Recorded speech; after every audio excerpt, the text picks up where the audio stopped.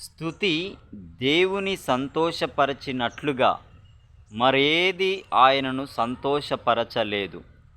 స్తుతి మానవునికి ఆశీర్వాదాలను తెచ్చినట్లుగా మరేది అతనికి ఆశీర్వాదాలను తీసుకొని రాలేదు. ఈ విషయంలో చైనాలో నేనున్న సమయంలో ఒక గొప్ప ఆశీర్వాదాన్ని నేను పొందాను. ఒకసారి మా ఇంటి నుండి నాకొక దుఃఖకరమైన వార్త వచ్చింది.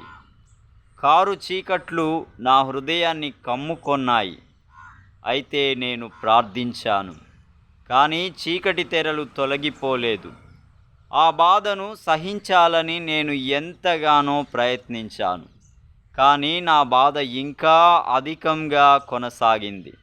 ఆ సమయంలో నేను ఒక చిన్న ద్వీపానికి వెళ్ళి అక్కడున్న మిషన్ హోమ్ గోడపై వ్రాయబడి ఉన్న ఈ మాటను చదివాను: స్తుతులు చెల్లించడానికి ప్రయత్నించు. నేను అలానే చేశాను. ఆశ్చర్యం! క్షణాల్లో నాలోని చీకటి తెరలన్నీ తొలగిపోయాయి.